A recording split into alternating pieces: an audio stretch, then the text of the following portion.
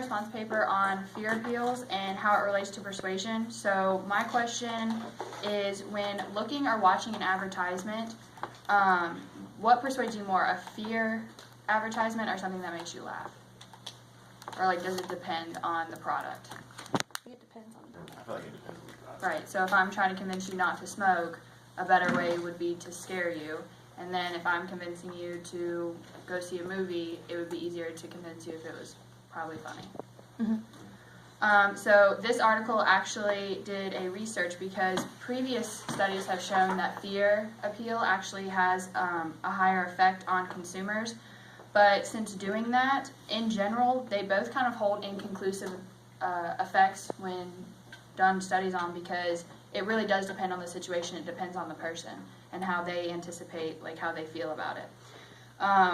There is sufficient evidence to show, though, that if you use the wrong one, that it has extreme negative effects on your product. So if you were better off to use humor in your ad and you use fear, it's going to have more adverse effects than positive ones.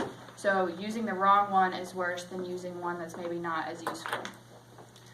The way I related this to what we're learning in class is that when we were first introduced to persuasion, we were taught that it's an art form, and I think this really shows that, because whether or not you use fear or humor, there's no certain way to use it. Like, I can't say just for anti-smoking, like it's always going to be fear appeals that works for every single person.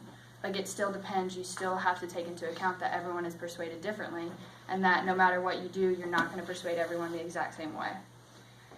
And then the actual study that they did was they took a group of people and they had a book of print advertisements that had straightforward appeals for a new toothbrush that was coming out and a vaccine for the flu that was just being introduced to the public. And they used humor and fear appeals, and after each advertisement, the person had to answer questions about how it made them feel. And when the initial analysis of the entire sample population, it revealed few significant overall group differences. So they went more into it and showed that mild forms of humor were found to be more persuasive than mild forms of fear. And this was with people who were educated beyond the high school level.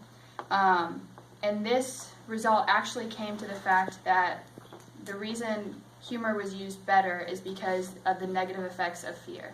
So because people felt adversely about fear, they liked the humor more. Bless you. And the differences, the hypothesis or the question they were looking for is, are there differences in persuasive effects of humorous and fear-arousing appeals? And I basically think this article just goes to show that though people try and spend like thousands and thousands of dollars to figure out what's going to work best, just because you think that fear appeals works for every single person, it's not going to work. So when you're a company or an advertiser, you basically just need to take your chances at persuading the biggest target market that you want. You're not going to persuade everybody, so you might as well try and persuade as many people in your specific target market to get the best chances, instead of trying to persuade everybody and then having adverse effects, which could harm your company.